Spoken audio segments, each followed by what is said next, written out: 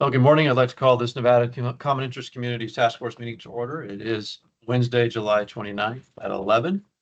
I'm going to move right into agenda item 1, which is roll call. Donna Zanetti? Donna in yet? I'll circle back.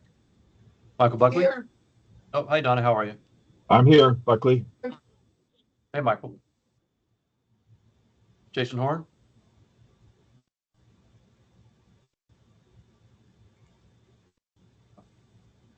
Heidi Kasama is out today and will not be participating. Garrett Gordon? Garrett on? Doug Flowers? Present. Hey, Doug. David Rowan? Here. Hey, David, how are you? I'm doing fine, thank you. Mark Leon? Here. Hi, Mark. Phil Sue? Here. Hi, Phil. Crystal Park Keegan? Present. Good morning. Good morning. And after 3 decades, our ombudsman has retired, Sonia Merriweather. So we wish her well in retirement and hope that it's filled with happiness and lots of fun. So it's been about a week or so I wonder how she's doing. And then we have Sharath. Present. Good morning. Good morning, Sharath. How are you?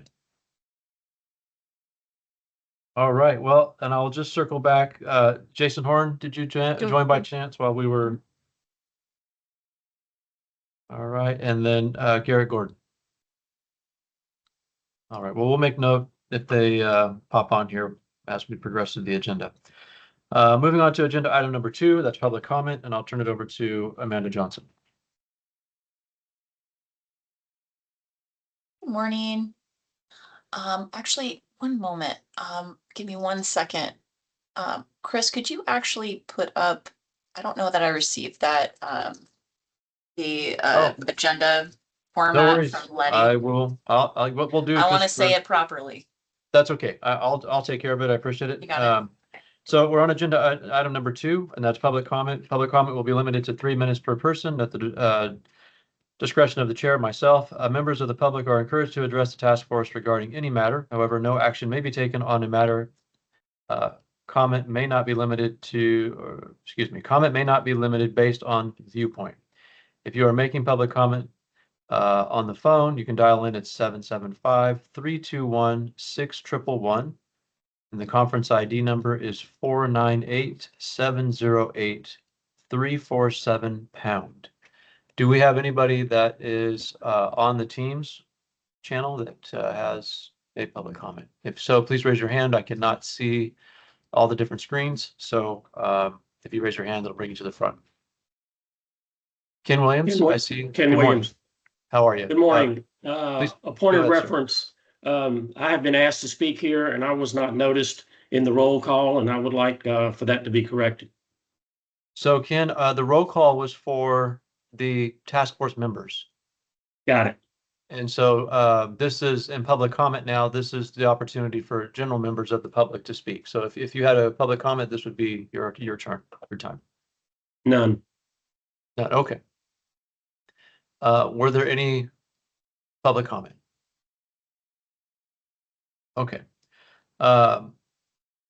Seeing none, we're moving on to agenda item 3, and that's presentation and discussion for possible action. And so as you can see through the agenda, we've got multiple items, 3A through 3C for discussion. And what I'm going to do, just kind of through ease of moving through the agenda, is I'm going to turn this over, this portion, and that is agenda item 3, to Sharath. And Sharath will be introducing each of the individual discussion items that are listed under agenda item 3.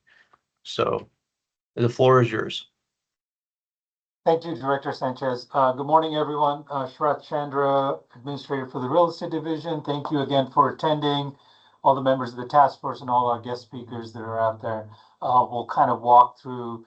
So essentially, I think when we started the task force, we tackled some of the more pertinent issues about statutory kind of modifications, but then also some of the task force members had discussed, a need to talk about larger policy things and kind of use this time to discuss trends and things that we see or you folks see in the industry or where HOA is going in the future. And I think Mark made this point, David also, to kind of discuss those larger, broader issues. And so, and I think this, so we decided that this would be a good meeting to kind of discuss that. And if you recall, we kind of shortlisted about 5 or 6 topics that we believe were significant and kind of sent out a poll to the task force to kind of decide what would be kind of a priority and what would rise up, not necessarily in any particular order, but just what would like to be on the agenda for discussion. So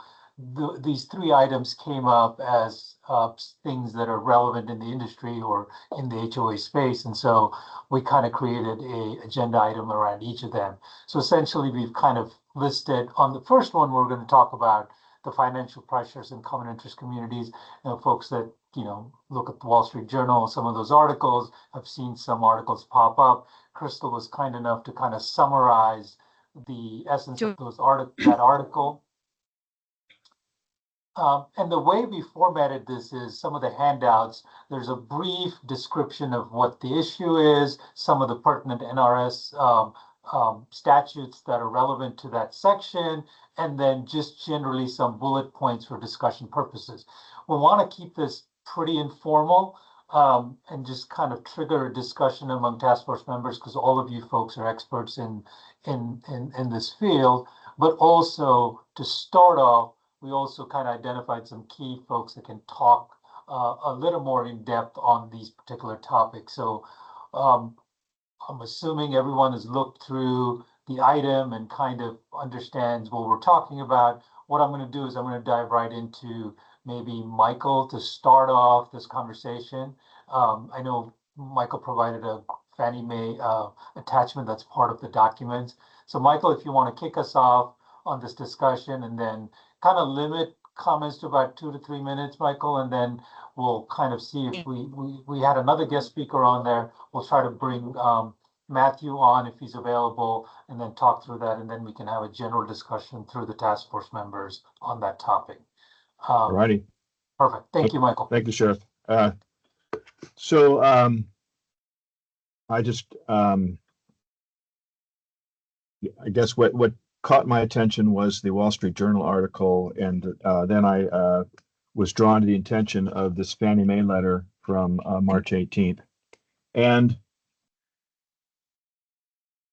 the Fannie Mae letter deals with loans that Fannie Mae considers worthy of purchasing in the secondary market. Sorry to interrupt. I can't hear Mr. Buckley. I don't know if my audio is the issue or just felt my way. I can hear him just fine. Phil, are you able to hear me? Oh, yes, I am able to hear you. Okay. That must be my issue. That must be my issue then. Let me try to log back in. Sorry about that. Anyway, Fannie Mae is important because Fannie Mae buys loans affecting common interest communities to buy loans for condos, and that enables lenders to make more loans. That frees up the market. So what their standards are for purchasing loans is important. And this March 16th letter dealt with common interest communities and changed a few things, which I can go through briefly. One is there's a waiver program where you can waive through the Fannie Mae review, and that was used to be limited to 4 units, and now it's up to 10 units. So that is good that it allows a project of up to 10 units to get a waiver of the formal requirements. Another requirement that has been retired, as Fannie Mae said, is that there was a limit on how many condos or units could be owned by investors, and that has now been retired. There was something called a limited review process, and one of the commentators I read said that that was actually a good thing because it allowed a project that might not meet all the requirements could go through a limited review, but that's now been retired, so everybody has to go through the standard review. What's increasing the financial pressures on associations are enhanced reserve requirements that this letter requires.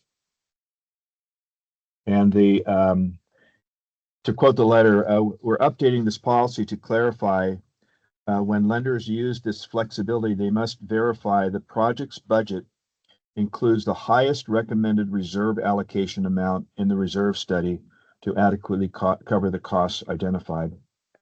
And the increased reserve requirements, it was at 10% of the annual budgeted income, and now it's gone up to 15%. There were also some changes in the insurance, and if you read the Wall Street Journal article, the biggest pressures on associations really have been the two things have been insurance and the reserves requirement. And so this is has some pluses for associations and some great additional requirements on associations that increase the financial pressure. And I'll stop with there. Thank you, Michael.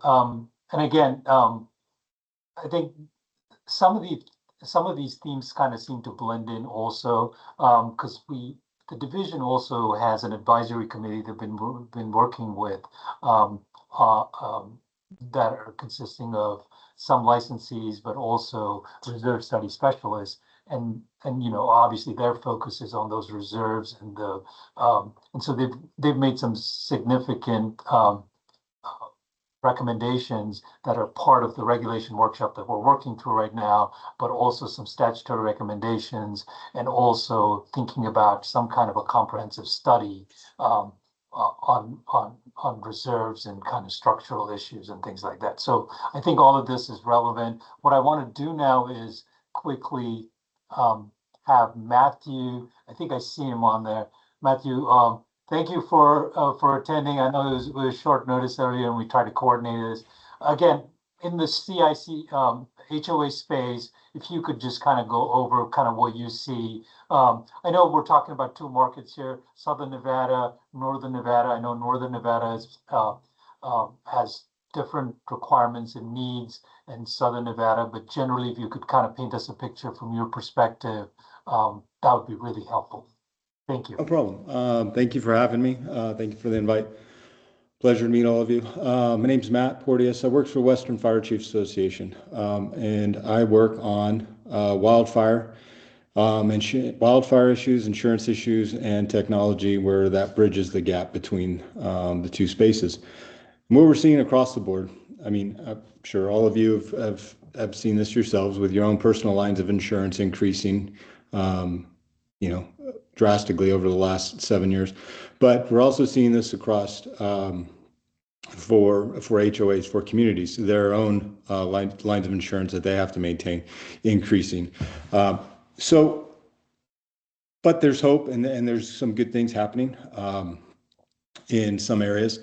The states that are tackling wildfire mitigation challenges within their state, namely, let's see, California, Oregon, Colorado, where they're pushing forward WUI code adoption across their state, so that their WUI code actually meets a recognized science-based standard. What we're finding is the biggest partner for the fire service and for the Department of Insurance in those states happens to be HOAs, and it happens to be HOAs for a couple of reasons. One, HOAs are able to drive their own CCRs to change the shared space within a community to meet these standards, which helps the entire community reach what's called a wildfire prepared home neighborhood. Now, these communities that are working towards this or have done it are seeing premium rates for not just the owners, but also for the HOA. So there is a way forward for HOAs to reduce the burden of slightly reduce the burden of increasing insurance costs, and also to lower the risk for the entire community. There's a few projects happening that are just starting in California, where it looks like we will have a grant fund in order to assist HOAs that want to do this work. Whether it expands out of California, it's still in the adolescent phase of this project right now. We're hoping to see it tied up in the next couple months so that we can start doing some work. But instead of traditional grant where money is just handed out, it's actually handed out after the HOA does the work. So the HOA goes ahead and does the work, and then they're reimbursed for that work that they've accomplished to meet and wildland urban interface fire code to make their neighborhood safer. I don't know of any projects right now happening in Nevada. I apologize. But that is kind of the path forward. These HOAs are also going to be at the ground floor when it comes to improving fire resiliency in a state, especially the HOAs that are already doing work. Maybe they're a Firewise community. We're seeing those, they are looked at as a stepping stone to get to the next step of wildfire preparedness. So I think some good things are going to happen. I think it's something that can happen in Nevada. And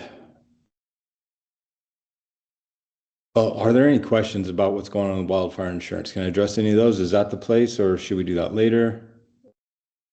Yeah, I think this is the place. I think this is kind of an open discussion. So Okay. I think if task force members have questions for Matt, please feel free. Again, like I said, Southern Nevada, we have certain different experiences and expectations, and the northern folks do. So anyone in the task force have questions, this is a great way to interact. So this is Chris Sanchez. I'm going to offer a couple of points here. This really hit our radar, business and industry, about 2 years ago when we had 1,600 non-renewals in Nevada for fire insurance, or for the risk associated with an individual property based on the modeling that was being utilized by the carriers. The good news is that since that happened 2 years ago, most all of those dwellings have sought insurance and received insurance by other carriers that have subsequently picked up those contracts. But that has led for us, so the Division of Insurance, for those that may not be aware, is also under the business and industry umbrella of agencies. We have had a task force, which Matt's been a part of. And thank you, Matt. And by the way, it's good to see you. I appreciate you being on this call as well. We've kept Matt busy in Nevada recently here in the last year. But we've had a task force that's been meeting pretty regularly this year to look at what we may need to do from a policy perspective to really get at what the heart of the matter is, which is how the modeling is done and the risk is assessed by the carriers. And so we need, our goal is to ensure that whatever mitigation is done at the local level is reflected in the risk calculations that the insurers make. And this is an industry issue. It's a national issue. It's not a Nevada issue. There are new technologies that exist that have grown up pretty rapidly and are now mature enough that they allow for very granular assessments to be done down to the species on a property and how much moisture is in that species of plant or tree in real time. There's also a lot of predictive analysis that can be done with these technologies, and mapping that can be done based on historical data. So we are working through this in kind of multiple facets here at Business and Industry, with the goal of being able to partner with industry to get at better outcomes for everybody. But one of the things that's coming out of these conversations is that this is very much a community-wide initiative. This is not one block does it, 2 blocks don't, the 4th block's trying to figure out what to do. This is a community-wide approach, has to be done at the community scale. It needs to be in coordination with local jurisdictions, cities, counties, as well as the HOAs. And so I just wanted to provide a little bit of perspective, kind of at the macro view of where we are thus far in the conversation, where we're headed. Obviously, with the legislative session around the corner, we don't want to miss an opportunity to, if we need to, implement statutory language that will help get us to where we're trying to go. But while we're talking about the HOA nexus, it's part of a much broader conversation that's happening across Nevada. So I'll leave it at that for now. Matt, I don't know if there's anything you wanted to add to those remarks. Well, thank you. Appreciate it, Director. One thing I would like to point out, and I'm reinforcing this in every state I'm working with, whether it's with fire departments, HOAs, insurance, whoever it is, it's one constant is that the challenge that we're seeing in wildfire and specifically in wildfire and insurance also is going to take it. It didn't creep up on us. It didn't happen overnight. It kind of creeped up on us over the last 15 years. We're having to adjust systems because legacy systems operate off legacy data. And therefore, people were trying to apply legacy solutions.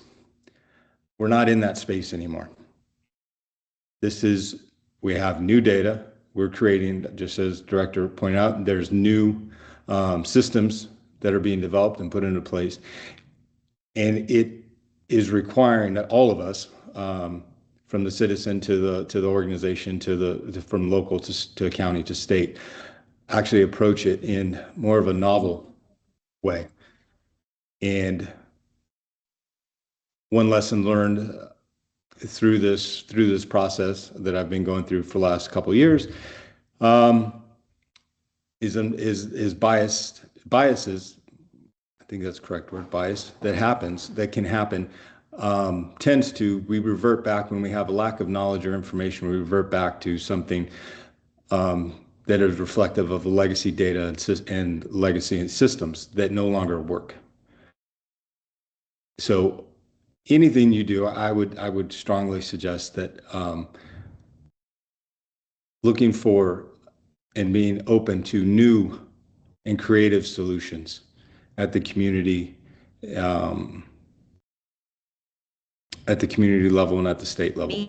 It's not going to be solved at the micro. It's going to be solved at the macro, and that is also what insurers are looking for. They don't care about one house on a block. They care about the entire development, the entire HOA or the entire community within a city. And it really does change, needs to happen at scale. And that's why I think HOAs are a pivotal part of drawing down the risk in each of the states that I work with. So kudos to all of you for, approaching it and attacking it at the community level. And unless there's any questions, I'll stay on if there's any questions later on. I'm also put my contact info in the chat, so if anybody has anything for me. Are you in Utah? I live in Idaho. No, is your organization in Utah? Yes, our Western Fire Chiefs does cover Utah, yes.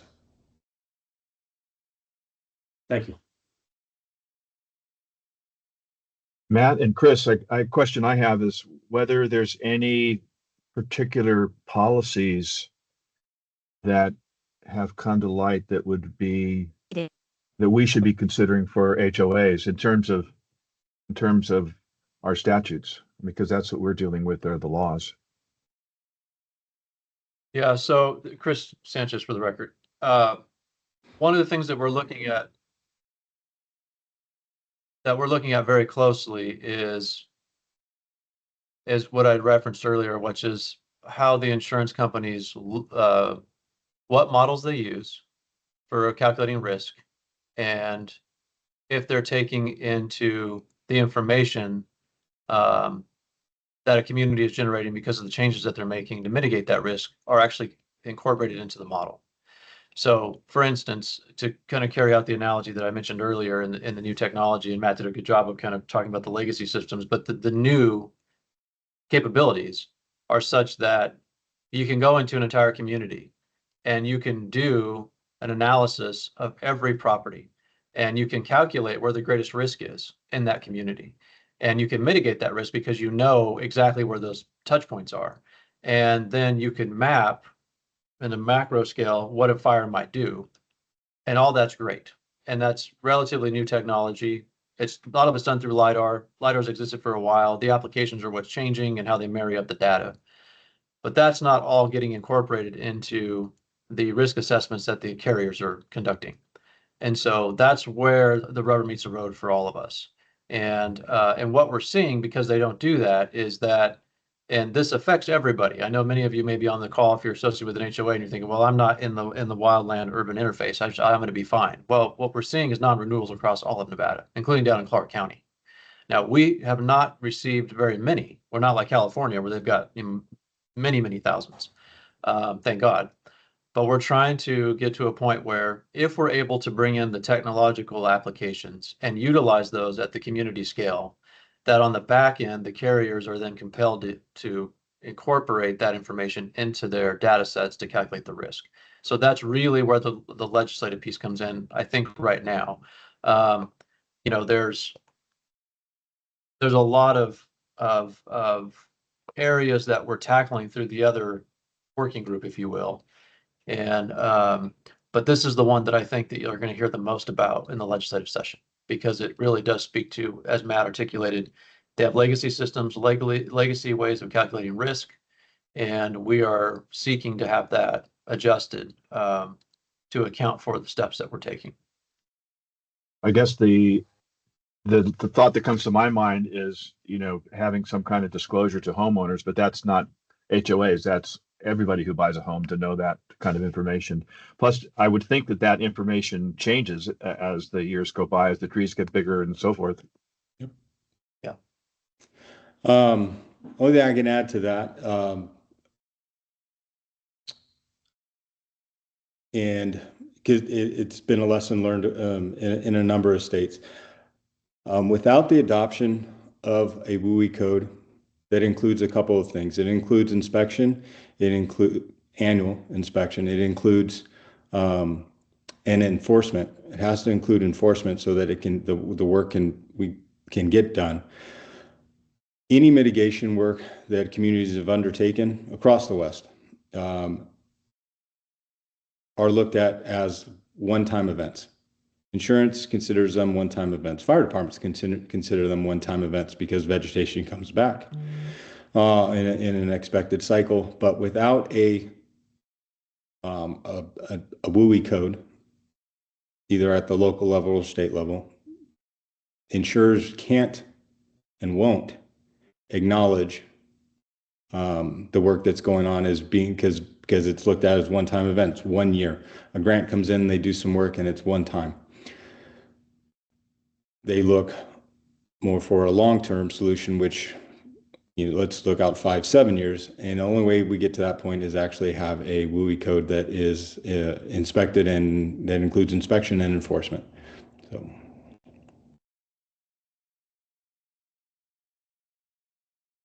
Director, we want to go maybe one more round around the horn and then we'll kind of move on, just be respectful of the time and everything.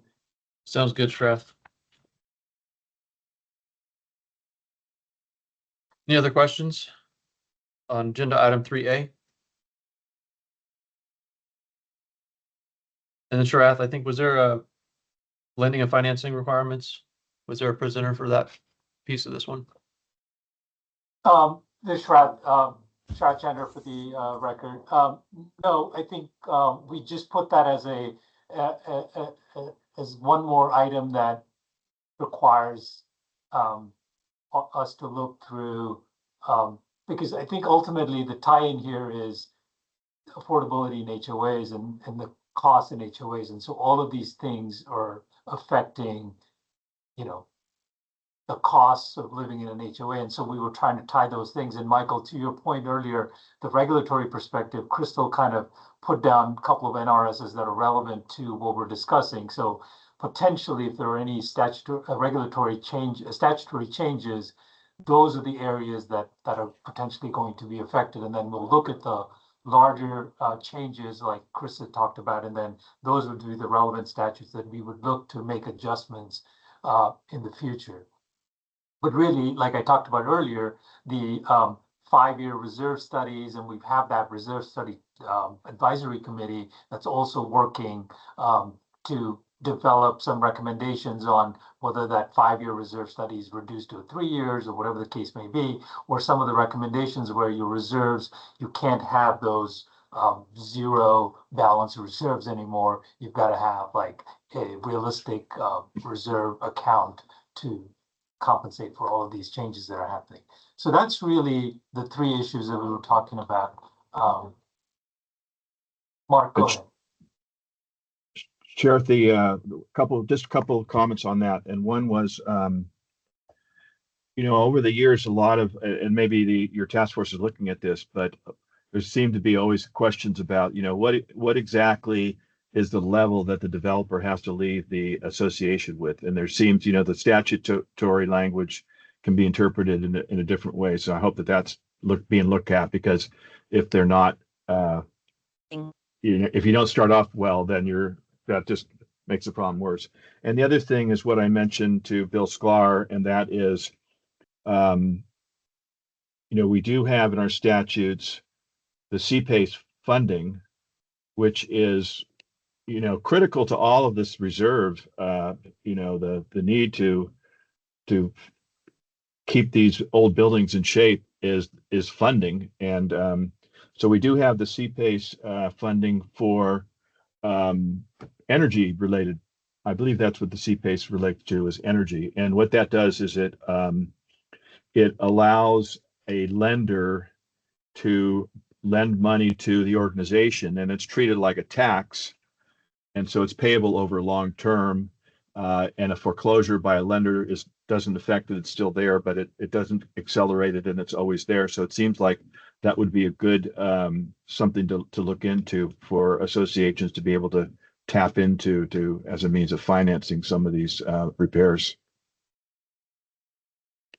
Thank you. Mark, you had your hand up, sorry.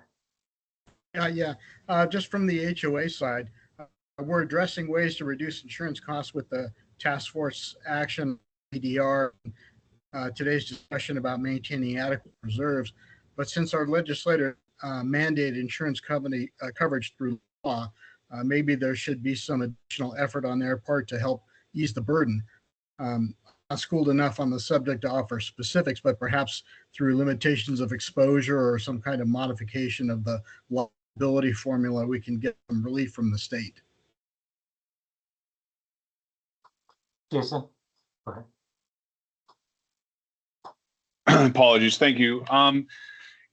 When we started talking about this topic originally, one of the main concerns was in point A of the agenda, and that's the increasing of the assessments.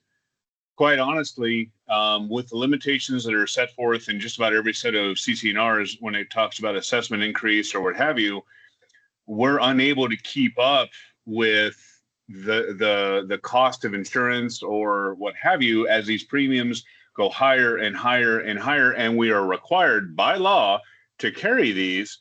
We can't afford them, nor can we justify the assessment increase that goes along with that, because it's just simply unaffordable.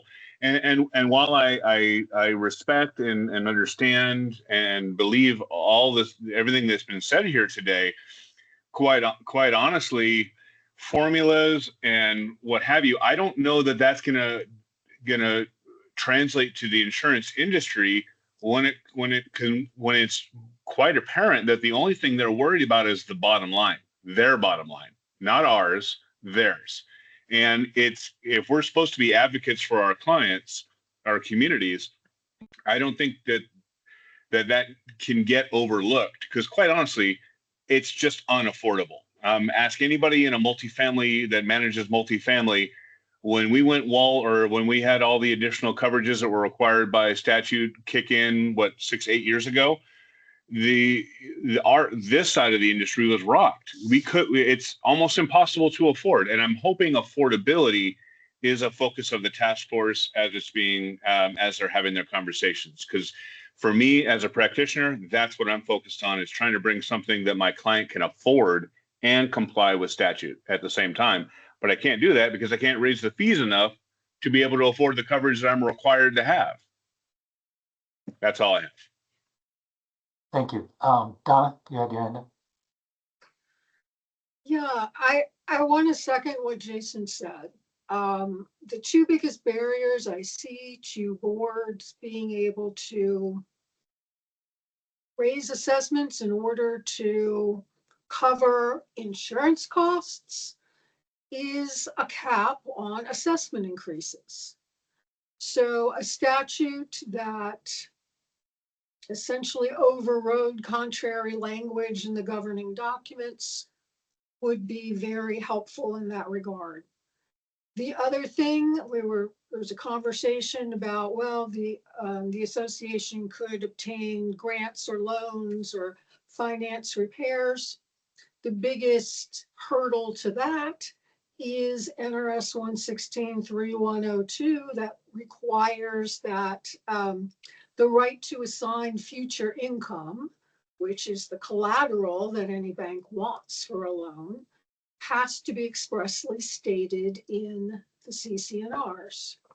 So eliminating that express statement requirement would go a long way to facilitating boards being able to take out loans as needed, even to finance insurance premiums. Because that's come up for associations where, you know, they can't afford to pay the entire premium and they're literally going to finance it just like a loan. And they can't because their CC&Rs do not provide that they can assign their future income. So I think those two kind of statutory changes would go a long way to facilitating associations being able to pay for what they now have to pay for. Thank you, Donna. Anyone else? Any comments? This is all great info. Anyone else want to chime in on this matter before we, Director Sanchez, I don't know if this is relevant or maybe because that discussion we had with Lindsay on affordability, because the conversation is twofold, right? One is actually living in an HOA and being able to afford these things, and the affordability is getting harder and harder, but then the realities of what Donna and Jason are talking about also are there. But do you want to speak to that? Yeah, thanks, Sharath. I appreciate that. And so what the administrator is referring to is that we've reached out to the Lindsay Institute at UNLV, David Demore, who runs Lindsay, and their research team. We are commissioning a study to be done looking at HOA, and as the administrator articulately just said, affordability, kind of on both ends of that equation. So we are in the process of developing the scope of work for that study. And what we're talking about today is informative as we develop that to make sure that we've got a holistic approach to cost, just in general. So I appreciate the feedback, that both Jason and Donna have just offered. We'll make sure that is incorporated into that study. We have not yet had one of these that I'm aware of, at least recently, kind of looking at the drivers of costs for HOAs and for the community, the residents. So stay tuned on that. More to come. It's early days. We're in the process of working with, like I said, Lindsay on that scope. So I think Sharath, that probably concludes 3A, right? So you want to move on to 3B? Yes, sir. Sharath Chandra for the record. So we'll move to B. Item B, which is strategies to address board member vacancies. And this is something everyone here is very familiar with and understands it. But there's a couple of pieces to this. For one thing, tying into the previous conversation where Matt and everyone were talking about insurance and the rising costs, but this is where I think the board is such a key element to this whole thing, because boards are the ones that are kind of discussing these, having to deal with these things, community managers, the day-to-day operation folks that are actually have to craft policies and kind of procedures around all of these issues. And so the HOA space is unique where, you know, you're a 501c3 and there's volunteer board members. And so some of the challenges that we've seen, and Crystal can talk to that maybe at some point, is, you know, we require a 3-member board. And so there are boards that can't seem to find people to volunteer on these boards. So that's an issue. The other issue is obviously the education piece. But again, the dilemma is by mandating education requirements, now you're driving away the very few people that want to volunteer, or you're kind of creating a very specific set of requirements that only certain people feel qualified to do. And so those are some of the conflicts that we have. And then we also tried to bring up some discussion items. I mean, it could be controversial, but we just wanted to put it on the table. You know, the liability concerns are always there. Term limits, we see this sometimes when we bring cases to the commission, is some HOAs have board members that have been serving significantly long terms, and over time there are issues that happen. Mostly exceptions rather than the rule, but that is something that has come up through our commission meetings. And then the most kind of controversial one is compensation for board members. So we don't have any guest speakers on this. We do have supporting material. We've kind of linked to the Florida Ombudsman presentation, just a quick summary, and then the link to the full presentations there. Where Florida, because of the condo issues, and we had a guest speaker that Michael had invited earlier on in our task force talking about some of the changes to the condo rules in Florida. So that language is there for review. But this was mostly an item that I wanted task force members to weigh in on potential, you know, education requirements, continuing education requirements, the challenges around it, or the net positives of that. Term limits, and also maybe compensation for board members, which is, it's just a discussion, but really we wanted to put it out there. So having said that, I'll just open the floor up, and anyone wants to go, we'll go from there.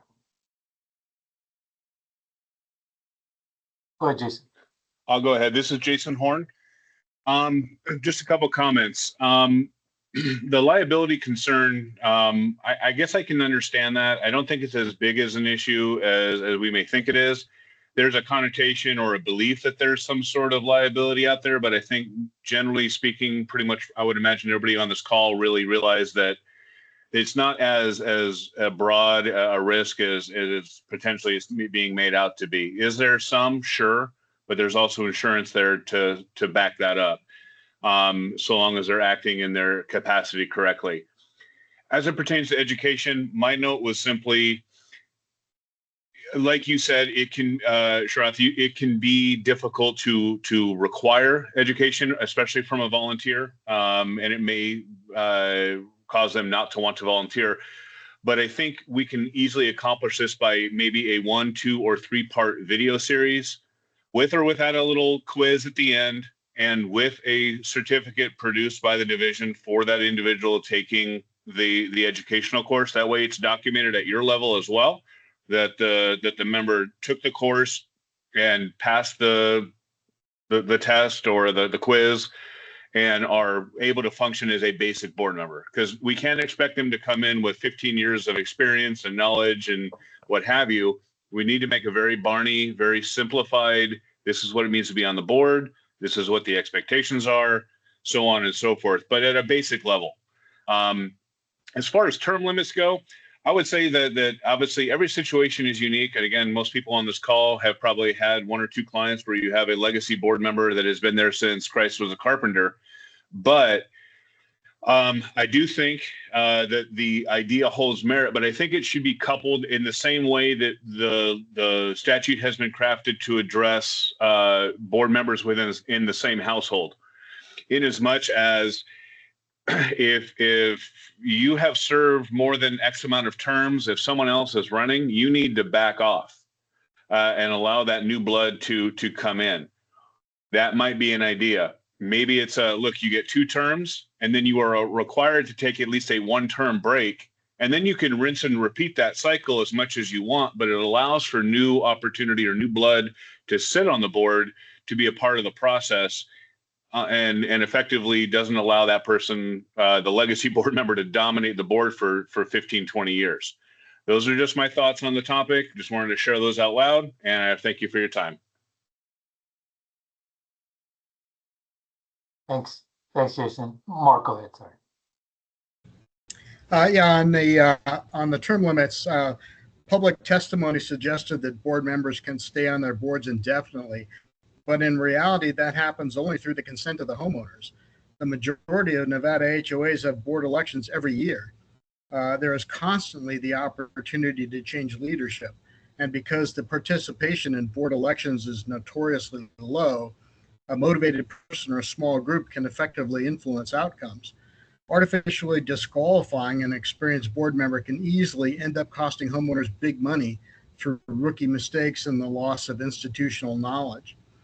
On the education, despite the risk and reduction of volunteerism as described by Mr. Scalar at the last meeting, I'm kind of in favor of basic mandatory board training. The materials describing the Florida model suggests that board member education should differ depending on whether the units are condominiums or single-family homes. That makes sense given the unique nature of each model of living.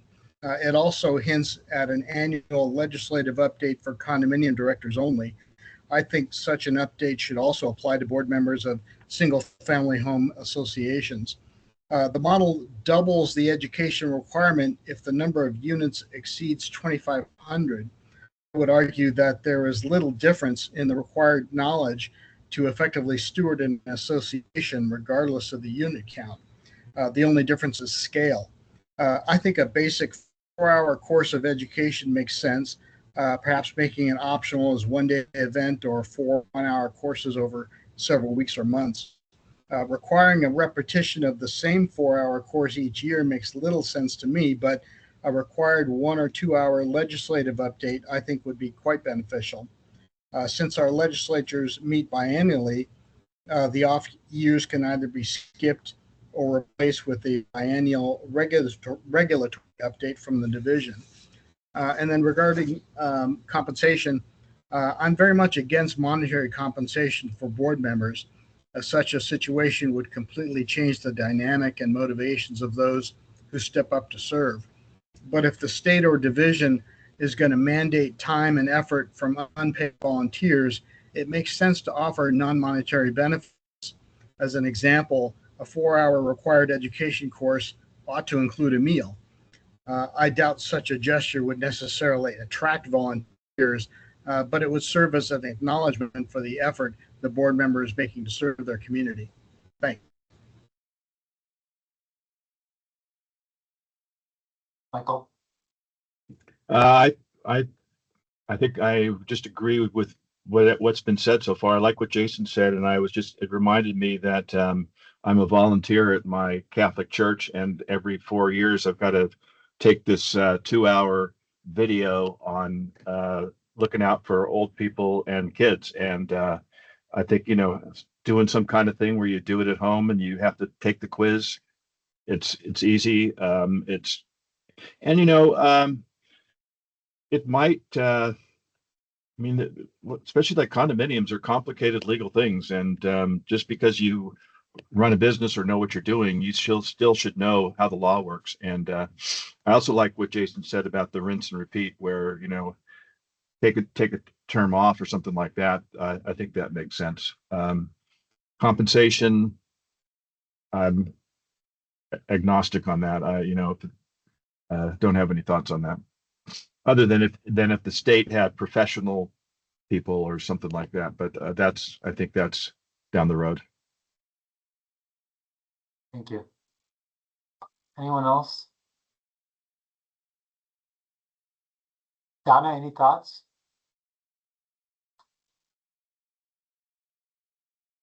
Because I always have thoughts. I think that it would be useful if board members receive some baseline training. Since compensation for board members would be coming out of the membership's pocket, I'm not particularly a fan of compensating board members. I find in my practice that most associations have a hard time attracting volunteers to do what is largely a thankless task. And so I am not in favor of term limits because I see associations and boards being penalized because they can't get the requisite 3 members, 3 volunteers. So if you've got someone, even if they have been on the board since Christ was a carpenter, they're filling a vacancy that, as Mark pointed out, anyone could step up on an annual basis to fill, but they do not. Thank you. Crystal, did you have anything to chime in on this topic? Thank you, Administrator Chandra. Senior Attorney Crystal Keegan for the record. I just wanted to point out that we do have PowerPoint presentations on our website under our CIC section program training. The presentations all in PowerPoint are provided there. We do have an introductory series which includes welcome to the board, candidate to committee, fiduciary duty, art of HOA meetings, effective records management, sale of a unit, Robert's Rule of Orders. We also have a 2025 legislative update series, which is typically put out following a legislative session, recapping the pertinent bills that were passed. As a former DAG that used to present contested cases before the Common Interest Communities Commission, I would say a hot topic were deficient boards in violation of 116.31034, failing to have the 3 board members. And, community managers would often provide presentations to the commission as far as their efforts to secure board members. And so that particular perspective may be helpful in determining what policy objectives might help encourage board members to serve in those positions. I recall a case where they threw a community party to have a meet your neighbors type event and try to do recruitment in that effort to fill those vacant seats and be in compliance with the law. As far as board member education, typically we see these deficient board members come back to the commission for status checks to provide updates on the efforts to fill those seats. And included in some of those status check orders are encouraging the existing board members to take continuing education to improve their understandings of the laws. Under 116.31034 subsection 19, a new board member within 90 days of taking office, they've got to certify in writing on the division's form that they understand the law and that they understand the governing documents. So currently it's just a best practice, to be making sure that, you're taking advantage of these presentations and resources that are available through the division, that you've read your governing documents. And so to kind of bridge that gap, this potentially regulatory gap, without inadvertently driving board vacancies. But this education component piece currently is not mandatory, but often ordered before the commission. And then recently in a status check order for a board member vacancy, there was discussion about certain membership for private associations that have extensive board member training or certifications available, and for a board to build that into their budget, approve it, get a membership for any board members to have access to that type of training. And so thank you for the opportunity to share my experience and opinions on that. Thank you, Crystal. Director, we'll kind of jump on to the next topic if everyone's okay with that. This is something that everyone here kind of understands and acknowledges there are issues here that we need to discuss. And so I think it just goes to show that, you know, the requirements are getting more and more onerous on homeowner board members, yet there's that gap between their education and kind of the requirements for them to serve. The last piece, Director, I wanted to jump into is item C, if you're okay with that. Please. So this one is, again, most of you folks are familiar with it, concerning community management companies. So we have listed 3 guest speakers here to kind of give you different perspectives. We license community managers through the division. We do not license community management companies. And so there is a gap there. Not necessarily a discussion about good, bad, ugly, but just the practicalities of the industry that we regulate and the space that we're in. So this was, we believe was a good time to discuss this. So we've got 3 folks on here with a lot of background in this. First, I want to go over to Ken Williams. So Ken has been in the HOA arena for 25 years. He was former commissioner associated with a community management company. We've had some discussions when he was serving on the commission on this matter. So his name came to mind when we were doing this topic, and I wanted to invite him to kind of give his perspective. And then also we have Jason, who we're going to ask to speak on this topic. And then finally, from the division side, there are potential statutory language that we've developed under different statutes. Specifically, the one that Crystal had kind of highlighted was appraisal. In the appraisal industry, we've got appraisal management companies that kind of do participate in that appraisal space. And so we have our current commissioner, Commissioner Tim O'Brien here, briefly talk about that arena and then open it up for questions. So quickly, Ken, if you want to start us off, and then if anyone has any questions, feel free to interrupt. If not, after that, we'll go to Jason, and then Tim can chime in about the statutory framework around appraisal management companies, and then we can have a quick discussion. Thank you. Good morning. For the record, this is Ken Williams. Thank you for the intro. I don't know a whole lot of you folks that are online, so just so you know, I'm a 20-year Air Force veteran. I started my HOA career with the Howard Hughes Corporation. I took a chance with a realtor named Bill Locatelli and started a management company and ended up owning that. And at the end of the day, I was selected to be on the commission as the manager's representative.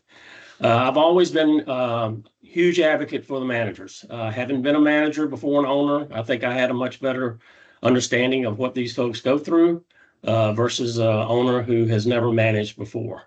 So during my time on the commission, one of the things I noticed that the managers that were coming before us, it seemed like they had little to no support from the person proverbially driving the bus at the top of the food chain.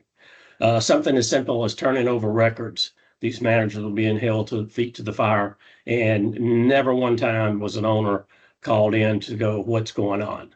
And at that time, I thought of an idea where, well, maybe we should certify or register these management companies. But the most important thing I thought about this whole process was we needed a responsible party to be designated at the real estate division level to be responsible for this company. And that would be the owner, CEO or president, and no further down that food chain. It's very easy to delegate things. and become disenchanted or disassociated with what's really going on with the people who have the boots on the ground. But I think that responsible party is a necessity in whatever it is that gets off the ground here. I had a chance to read Jason's white paper, and I fully support everything that he put in there. And if you folks haven't read it yet, please do, because it's a really good paper. The only thing that I would like to add to his paper here once again is that responsible party. As the owner of a company, I always took for granted I was the responsible party. When my managers got in trouble, I was there to stand behind them. But everyone's not like that. Everyone doesn't run the same companies the same way, and everybody's philosophies and standards and accountabilities are different. So because of that, I think that somewhere in the statute or just a simple registration such as Jason was mentioning in his white paper is needed. But once again, and not to beat a dead horse to death, I think that this would be a failure if we did not assign somewhere in this registration or statute to where one person in that company is the responsible party, and it being that owner, CEO, or president. Thank you. Thanks, Ken. Jason, before you jump in, just some housekeeping matters. So Ken mentioned a white paper that Jason had submitted to the task force. We were able to get it to the task force members. It's also posted on the web, but because of a syncing issue, it may not be available. So I'm going to ask either Letty or Sharice to maybe throw that document in the chat for folks that are in there so that they can reference the document. And eventually it'll be up on the website and all the pertinent areas where that document needs to reside. But just wanted to make that note quickly. Go ahead, Jason. Thank you very much. This is Jason Horn for the record. Again, hard act to follow. Ken is a mentor of mine for many, many years, very well regarded, and I appreciate your support, Ken. At the end of the day, for me, it's about accountability. You know, like you mentioned, Sharath, we license our managers. We don't currently address the companies themselves. And what I'm concerned about is when there is an error or a complaint that makes its way to the division, the only person to be held accountable at this time is the manager. Should they be fined? Should a MAR go on their record as far as a disciplinary action that was taken? It could affect them further down the road in their own career. And that's something I certainly don't want. We always want to see our employees and our managers grow and move on to the next great thing, whatever that may be. And having something on their record that wasn't even their fault, or they had absolutely no knowledge of, the only reason they were dinged was because they're the licensee, doesn't spell fairness or keep the proper parties accountable to make the corrective action moving forward. And really, again, my point on this is accountability, keeping the correct parties accountable. I totally agree with Ken that a principal, CEO, designated individual will be the responsible party, and it needs to be way the heck high up and stop right there. It's not something you delegate down the road to some poor individual to take the lickings if the management company is found to be at fault. You know, at the end of the day, for me, it is a registration and a registration only. It does give the division obviously the ability to address the management company in the event of a complaint, to try to figure out who's on first, what's going on, and what, if any, corrective action needs to take place to more closely comply with the NRSs and the applicable NACs that govern what we do. We all agree to follow those. For goodness sake, we probably have the language in our contract that we're going to follow those. So if we're making this promise to our client and we default on that and we make an error, absolutely we need to be held accountable. I'm sure many people work under the onus or under the philosophy that if a mistake is made, they're gonna make it right. Even if that costs money for a late fee or something of that nature, we want to make it right because we know we goofed. But I believe the accountability can't stop there. I think it does need to go to the state. It also, I think, would provide the state some very valuable metrics as to what the practitioners are doing out there, what the companies are doing out there, their effectiveness, their saturation. Granted, it's all privy information, but it does paint a great picture for the state of Nevada as far as what these companies are doing. I'm fully for it. I don't mind, as I mentioned in my brief, I don't mind a registration fee of reasonable level. I don't think anything more than $500 is appropriate. Just my 2 cents. But I definitely believe that this is something that I would love to see move forward, and I'll be the first to sign up. I'll take number one. Quite honestly, this is a great thing, and I'm excited to see where this goes. So thank you very much. Please take an opportunity to read the brief. I was a little more articulate in that. I had a little more time to prepare it. Unfortunately, I didn't hit the send button until far too late, so I apologize for this not being in your materials far prior to this meeting today. Nonetheless, it is there for your review and suggestion and revision. And I do appreciate you taking the time to hear my point of view on this. Thank you. Thank you, Jason. Anyone else on the task force that want to kind of weigh in on this item, or questions, concerns, anything?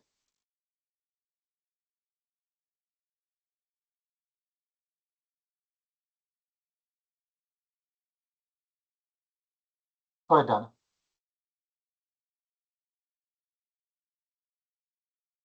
I really appreciate Jason's work and Ken's comments, and I support them and believe that making the management companies the responsible parties is a critical step.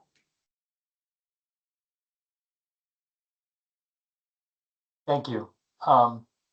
Just a little more context from the division side. Again, when we have these conversations or when we kind of discuss these topics, it's the division's goal is to invite all parties and work through what this looks like. This is not a one and done. This is just the beginning of a discussion on how to collaborate to do something that's beneficial to the communities, to the businesses, to the organization, but really to protect HOAs and community managers. Because again, as a community manager, you're licensed. It's a privileged license, and the division looks very closely at these folks and the activities that they do. And the responsibilities of these folks are pretty extensive, but also there are elements that are outside of their control that need to be kind of overseen. What that looks like, we don't know. We have a model in NRS 645C, and that's kind of where I think Commissioner Tim O'Brien can chime in. Just kind of give us your thoughts, sir, and then, you know, what your experiences are, and then we'll open it back up for discussion. Sounds good. Thanks for inviting me over to the meeting today. Just as a background, I'm Tim O'Brien. I'm a real estate appraiser here in the North. I have been rolling off after 6 years of service into the Commission of Appraisers of Real Estate. They're tired of hearing my voice, so hopefully this will be the last one they have to suffer through. But we had a challenge with this in the appraisal industry roughly about 10 to 12 years ago. And some of the challenges that occurred were, one, you could be in appraisal, you could be an appraiser in the morning, lose your license that afternoon, and open up a management company in the evening. So because there was not a lack of consistency, and this is nothing against the department or against the state, this is a national issue, but it was driven by not having requirements of who could own a management company, what the requirements were from each state, and then meeting the federal requirements. What the challenges that we ran into, just to start with, is many management companies are owned by corporate entities. So a management company A is owned by Corporation 1 and Corporation 2. How do you background check a corporation? Now it's Corporation 3 and 4 that are opened by Corporation 1. So really having to boil down and identify who the controlling people are in the organization is key. And ensuring that if you have lost a license, either in this state or another state, you can't then go open up a management company because you lost your appraiser's license. But it also applies to other licenses in the financial areas as well too. So, talking about things that we set up and honestly did well, but also struggled with. You have to have a license to run an appraisal management company. Appraisers are not allowed to work with a company that does not have a license as an appraisal management company. When we look through that, and just for background, I should have said too, I've worked on the management side, I've worked on the lending side, and I've worked on the appraiser side. So then it's a matter of disclosure and transparency of who owns and operates that particular management company. So sometimes you have to boil down several levels, as I mentioned, to find out who the people are that own it. But then those individuals having to submit to background checks and be registered with the division. It does vary company-wide of how many people are quote unquote controlling people or designated people. Some of the larger entities might say that anyone who has the ability to enter into contracts or have direct control of the company as a designated individual. Others may say it's just CEO or what have you in terms of there. So it's a matter of how do you identify really who we want to hold as a responsible entity, but more importantly, who do we contact if there is a problem? If I tell you management company that's owned by Corporation A and Corporation B, and we have a problem, who do we call? And that was one of the items with the bills that were set up and with our regulatory structure to say, look, Tim O'Brien is the person who is the designated person. Here is his phone number. Here is his telephone, email, etc. We'll be able to contact him right through that process. In addition, if Tim O'Brien loses his license in either appraisal or others, he will not be able to work at the appraisal management company. So that first section, and I just really wanted to highlight it, was, again, transparency and really disclosure of the owners, operators, and anyone else that was deemed to be a designated individual. But again, this does vary state to state. Some states decided to go very deep into this process. Others say you could just give him a lawyer's name, and the lawyer at the individual would be the designated contact. I think our state has set up a good process around this to get to the appropriate levels of the people who are either at the bottom of the C-suite or maybe the top of the operations side that know and understand the day-to-day business and what is happening in the company so that we could get the information if something is brought up. But at the same time, not having to do fingerprints and background checks of 500 people per company. So I'm going to take a breath there just for a second because I sometimes ramble. Any questions on that part of our regulatory structure that we have in appraisal? Tim, this is Jason. I have a quick question. You may have said it and I just may have missed it. Are you saying that each appraisal company that operates carries its own license currently, or just the appraisers themselves? So the answer, as in many things in appraisal, it depends. So let me give you the high level answer and then I'll tell you why it depends. I, as an individual, carry an appraiser license as Tim O'Brien, individual and resident of the state of Nevada. At the same point, if I want to open an appraisal management company, I am required to get a second license to operate said structure. I do not have to have the appraisal license as an individual to operate the management company, but each lane that you add to your business, you have to have an appropriate licensure.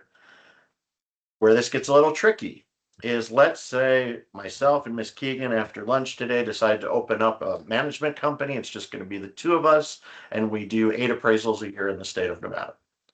Well, that's not big enough to meet the requirements typically in terms of this. There are different state by state requirements. So if you meet the burden of doing the amount of appraisals that are needed and meet the other requirements to be an AMC, you do that and then get that second license. But if it is just myself referring an order down to an appraiser that I work with because I can't do it that week. That's not a management company, but that does have some of the characteristics of a management company. Hope that helps. And just to kind of lay on top of what Commissioner Tim O'Brien said is we have a federal overlay on top of, the state stuff. And so that's why those different scenarios play out, Jason, as far as who registers, who doesn't register. If you're registered nationally, then you don't have to register within a state if it's a certain amount. But that's because of the national issues and all the different states. But purely if you look at, like Commissioner O'Brien said, Nevada's structure is common sense structure. It's not overtly to one side or the other side. It's kind of classic Nevada practical ways to manage business and protect consumer. And so that's the model that we have in the appraisal area. And so that's what the division kind of points to if you look for a model on how to replicate this. Thank you, Commissioner O'Brien. Any other discussions on this topic from task force members? Ms. Chandra, if I have one last section to just cover, if you don't mind. Yes. The other thing that's important from a regular structure is we don't send you a book on how to run an appraisal management company. We don't lay out, this is how you do things here, here, here, and here. There are designated prohibited actions that you cannot do. You cannot coerce, bribe, strong arm, whatever you want, all these things that you're prohibited as a company at doing. But then the other structure is a little more wide open, is that you have systems in place to do this, this, and this. So it's not a license that dictates exactly how you perform something. It is one that creates enforcement actions if you complete a prohibited act, or if there is some other complaint that has merit that is brought to you. One of the concerns I had when I was in this space is I was designated as a controlling person or a person in charge. But the question came up with our board, as I said, if something happens and we get fined and or lose our license, I'm going to lose my individual license as well, aren't I? And so those are things to think about as well through here. But the key to look at this again is transparency and declaration of owners, having that point of contact. And then again, what are the prohibited actions and what systems do you have in place that the department could either audit or do anything other with to go through there. And as in 6 years on my time on the commission, I'm happy to say we had no complaints against any of these individuals to my awareness.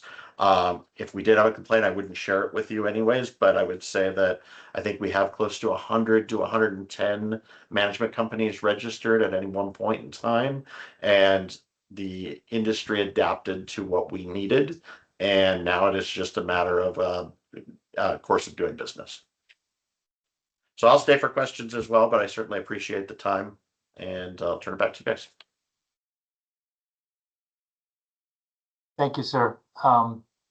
The only other thing that I just wanted to quickly also point out is, and I think Ken can also speak to this a little bit, but really Nevada is way ahead of this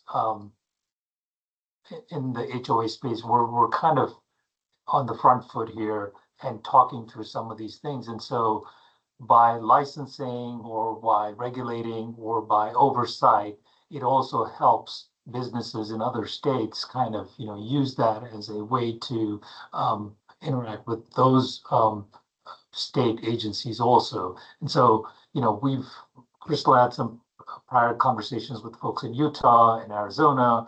We've had some conversations with Arizona, and everything, my understanding is the HOA regulation statutes are way more advanced and refined in Nevada. Of course, we have our challenges, but really we are way more evolved in this space and in these discussions, and we're talking about things that some of them haven't even considered yet. And so I think being on the front foot always means, you have these discussions and then have some consensus before we move forward. But I just wanted to point out that we are kind of leading the discussion on these matters.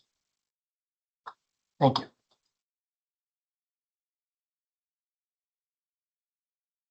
Director, at this point, I think if there's no more comments, we can kind of move on and kind of wrap it up, because I know I want to be considerate of everyone's time too.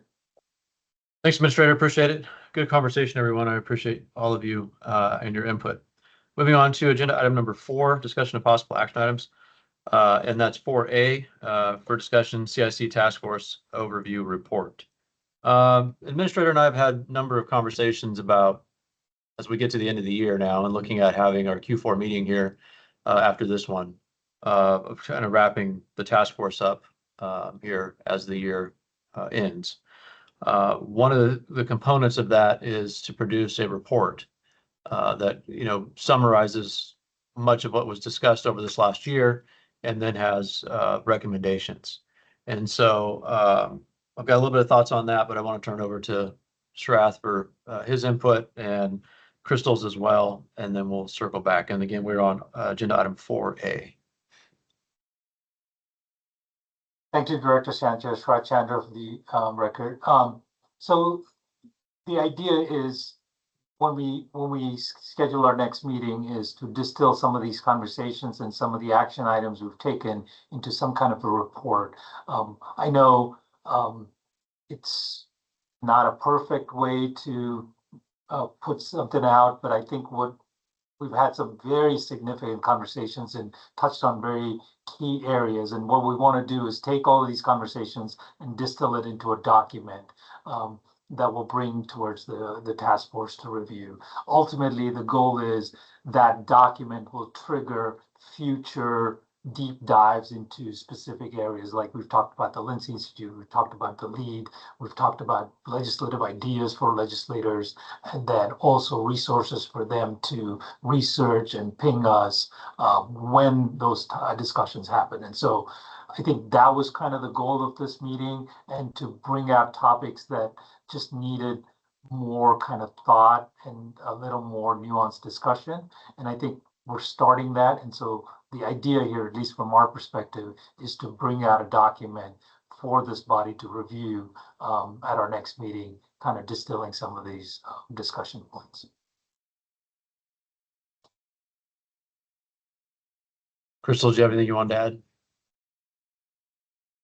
Thank you, Director Dr. Sanchez. No, I think Administrator Chandra stated that overview report as far as synthesizing the group's consensus points into a report, so to speak. And we will be working with the task force members to get pictures and bios and things like that as we put this together for review and presentation at a subsequent meeting. Thank you. Are there any thoughts, considerations, recommendations from the task force members?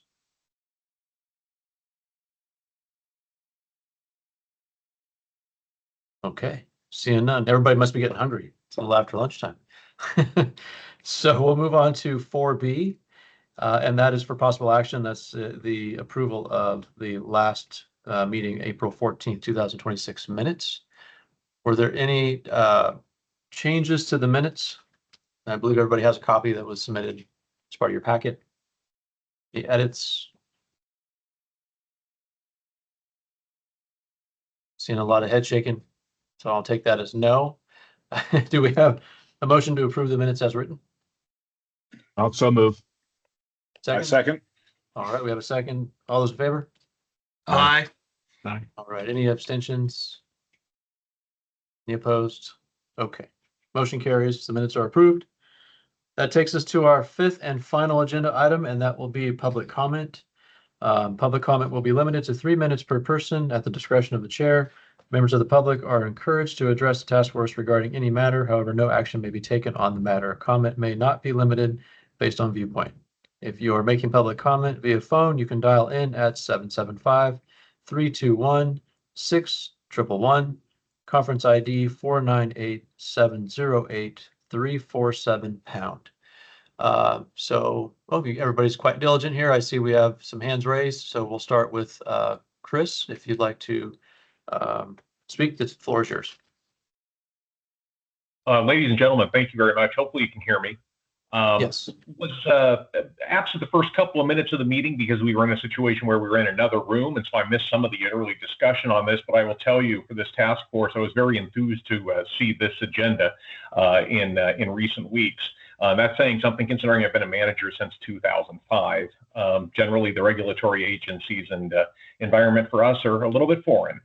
Thank goodness. But generally wanted to discuss A, B, and C here at some level. Item A, the financial pressures for common interest communities. I wonder if there's, and maybe this is part of the discussion, the possibility of the some legislation being passed to allow for resale capital contributions. I don't believe there's anything in the law right now that allows those. They're allowed for the association's governing documents, and some documents allow them, some don't. Allowing them at some level may give us some flexibility rather than just simply raising the HOA's assessment. As far as strategies to address board member vacancies, appreciate the discussion on this. I'm now a small owner-operator of a management company. We have a number of small clients, and I will tell you this is a significant problem for smaller clients. When you have a 10-unit community, for instance, it's hard to find 3 people to serve. I literally drove through one this morning that's literally 10 units, and I'm getting ready to lose a long-term director and wondering where I'm going to find that 3rd director before I hear from the real estate division on the concern. I've tried to address with the real estate division in the past the idea that possibly they might send out a notice to the homeowners of the severity of that issue with the intent of trying to help us with identifying a person who's willing to step forward and serve. And then item C, as far as community management companies, obviously I mentioned before, I'm a smaller operator. We have about 30 associations in the Valley, in Las Vegas in the South. And certainly appreciate the comments of the larger operators out there, Jason, to a certain extent, Ken from the past as well. Certainly we'd be open to being involved in any conversation related to that going forward. And I do see some other smaller operators here as well. That's all I have, gentlemen and ladies. Thank you very much.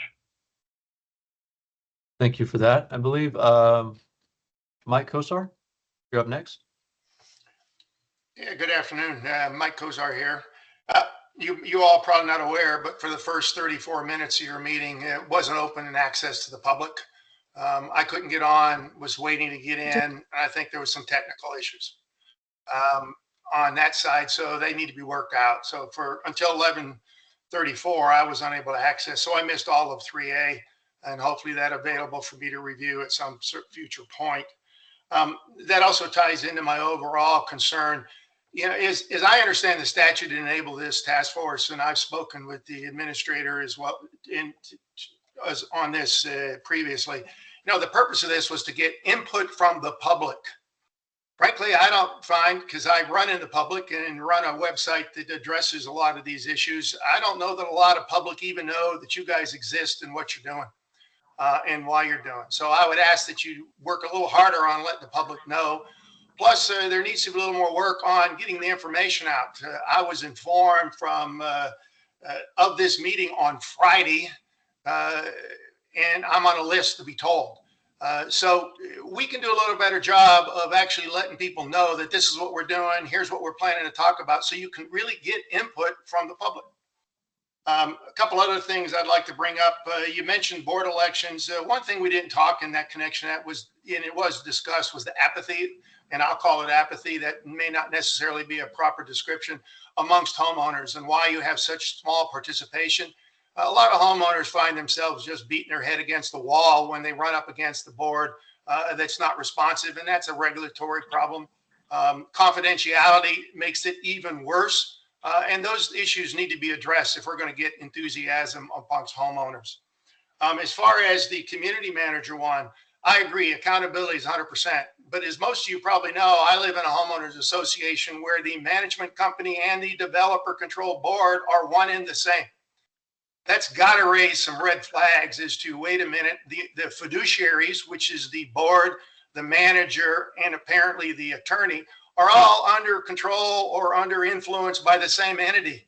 Yet that was never addressed. That needs to be talked about. A management company should not have an affiliation with the board during the declarant control period, yet that's allowed under state law, and I would like to see that specifically addressed. As far as A, again, on the reserve budget, I don't know if this was mentioned earlier, but what is called a reserve budget under the statute is big enough to drive a truck through.